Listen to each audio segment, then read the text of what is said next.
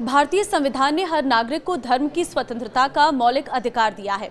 अनुच्छेद 25 से 28 तक नागरिकों को ये अधिकार प्राप्त है कि वे किसी भी धर्म को माने, उसका प्रचार करें और अपने विश्वास के अनुसार आचरण करें। लेकिन भारत में लंबे समय से धर्मांतरण को लेकर बहस होती रही है। अक्सर आरोप लगाया जाता है कि कुछ परिस्थितियों में जबरन, प्रलोभन या फिर धोखे से धर्म परिवर्तन कराए जाते हैं। कई राज्यों ने समय समय पर धर्मांतरण विरोधी कानून बनाए हैं। हाल ही में आवाज लगाई गई थी, आजा तेरी पिक्चर खींचनी, तो उसमें मैं इसको दिखा रहा था कि मेरे फादर उस पिक्चर में हैं और उनका फेस एक्सप्रेशन अगर आप देखेंगे तो गुस्से में है। मैंने इसको बताया कि ये सेम फेस एक्सप्रेशन ही टोटल टाइम मेरे साथ रहता था कि जब मैं मसीह में आया, ऐसे ही था 24 घंटे। लेकिन मैं परमेश्वर में बढ़ता गया, जाता गया। रोज लड़ाई होती थी, शाम को तू कहां चला जाता है। मैंने कहा जब मैं दारू पीने जाता था तब तो कोई प्रॉब्लम नहीं थी, अब मैं चर्च जाता हूं, मैं शराब छोड़ चुका हूं, मैं गंदे काम छोड़ चुका हूं, अब आपको प्रॉब्लम है। लेकिन मैं अड़ा रहा और खड़ा रहा। अपनी माता को, अपने पिता को बैप्टिज्म दिया अपने हाथों से। मेरी पूरी फैमिली ने ऑलमोस्ट मेरे हाथों से बपतिस्मा लिया है। ये कैसी विक्ट्री खुदा ने दी है।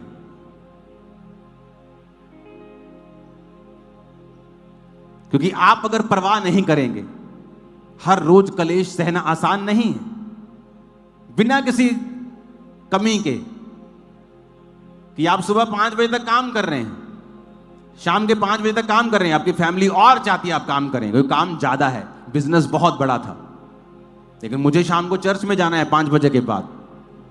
तो इस वजह से हमेशा एक इनडायरेक्ट फाइट, हमेशा कलेश रहता था। लेकिन आज वही फैमिली सेवा में है, खुदा के काम कर रही, क्योंकि मैंने खुदा की परवाह की, वचन की परवाह की। आपको डर है आपका पति नाराज ना हो जाए अगर आप मसीह में आए, आप उस पति को सदा के लिए गवा देंगे। आपको फिक्र है। बाइबल इतनी डीप है, आप इमेजिन नहीं कर सकते। परमेश्वर का एक एक, आपको पिछले संडे मैंने समझाया था कि जो आज साइंस कह रही है वो बाइबल की पहली लाइन में लिखा है। हर साल, हर 2 साल में साइंस कुछ ऐसी डिस्कवरी करती है जो बताती है कि Bible is a true book, ये एक सच्ची पुस्तक है, ये प्रभु के हाथों से लिखी हुई है। सारी धरती पानी के नीचे थी। जब प्रभु ने कहा उजाला हो जाए, जब प्रभु ने कहा समुद्र दिखाई दे, सूखी भूमि दिखाई दे, तो सूखी भूमि निकली। और वैज्ञानिक क्या बोल रहे हैं आज कि माउंट एवरेस्ट जो इस दुनिया की सबसे बड़ी चोटी है, वहां पर हमने वो जीवाश्म पाए हैं जो समुद्र के नीचे होते हैं। नदी के जीवाश्म नहीं है वो, कि यहां कोई नदी होती थी या पानी की प्रेजेंस थी। समुद्र के जीवाश्म है वहां पे, वो भी कभी समुद्र के नीचे था। किस दिन ऊपर आया? उजाला हो जाए, पृथ्वी सूखी भूमि दिखाई दे, ये पानी नीचे, ये समुद्र 2 भाग। कितने मेरी बात को समझ रहे हैं? और साइंस हमें आज बता रही है।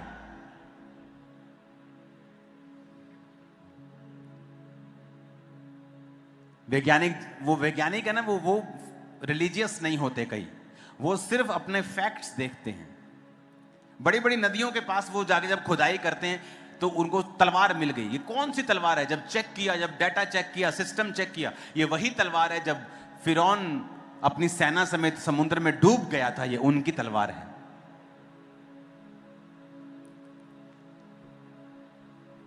कब की है ये? इतने 100 साल पहले।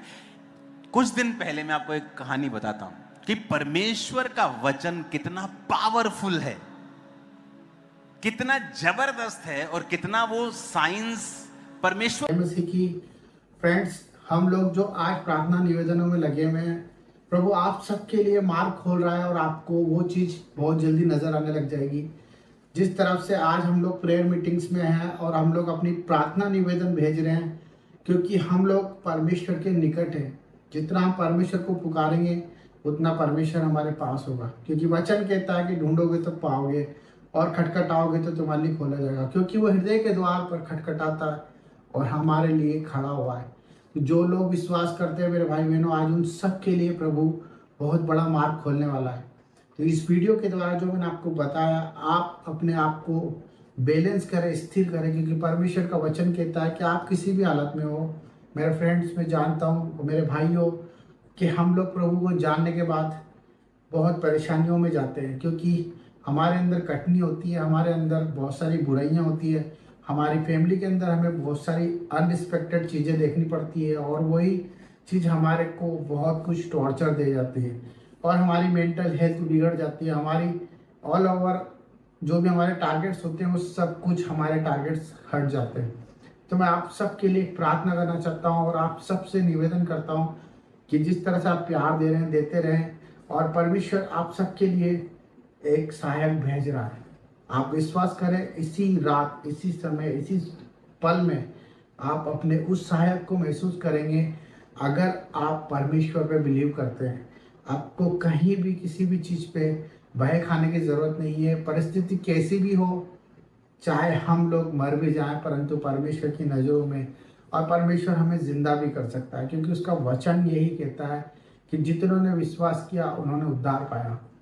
क्योंकि परमेश्वर हमारे लिए यीशु मसीह को भेजता है और उसने हमारे लिए ये सब कुछ रचा है। उसने एक रिश्ता हमसे कायम करा है कि हम इस समय में वचन को अपनी तलवार बनाए। वचन हमारी जिंदगी को बचा सकता है। आज आप बीमारियों में हैं, आज आप परेशानियों में हैं, और आज आप कर्ज में हैं, रोग में हैं, कर्जों में हैं, परेशानियों में हैं। ये सब चीज़ों का कारण हमारे हालात हैं जो कि हमसे दूर है। हमारे हालात, हम जो चाहते हैं वो मार्ग पर नहीं चल पाते, क्योंकि परमेश्वर जब तक आपसे दूर रहेगा, आप उसे पुकारें, आप बहुत सारी चीज़ों में उलझ जाएंगे। आपका काम सिर्फ उसे पुकारना है, प्रार्थना करते रहे, नित्य प्रार्थना करते रहे, प्रतिदिन सुबह शाम दिन रात मन से प्रभु को याद करते रहे, वचन के अनुसार जीवन जिए और परमेश्वर के न्याय का वक्त करें, इंतज़ार करें, उस वक्त का इंतज़ार करें जो उसने हमारे लिए निर्धारित किया है। क्योंकि वचन यही कहता है कि जो स्थिर रहेगा वो परमेश्वर का कहलाएगा, और जो अंत तक धीरज धरेगा वो परमेश्वर के मुकुट को अपने जीवन में धार पाएगा। तो मेरे भाई बहनों, हम आप सबके लिए प्रार्थना करते हैं और परमेश्वर आप सबको शांति दे। तो सबको जय मसीह की। God bless you.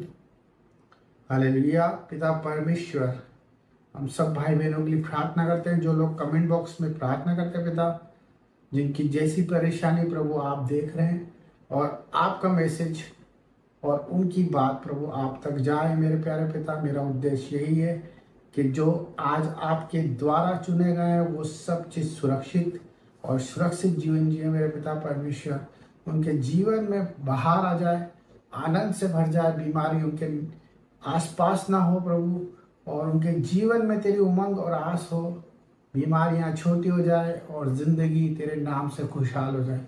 प्रभु, तेरे आगे हाथ फैलाने वाले का भी मनुष्य के आगे हाथ ना फैलाएंगे। मेरा विश्वास है मेरे प्यारे पिता कि तेरे बच्चे तेरे न्याय के लिए खड़े हैं और अपने आप को नहीं परंतु तुझे देख के जीने वाले हैं। सबको जय मसीह की, और सबके लिए आशीषित हो प्रभु यीशु के नाम में, आमीन। तो God bless you all of you. ये आपके लिए एक मैसेज था। परमेश्वर आप सबको शांति दे।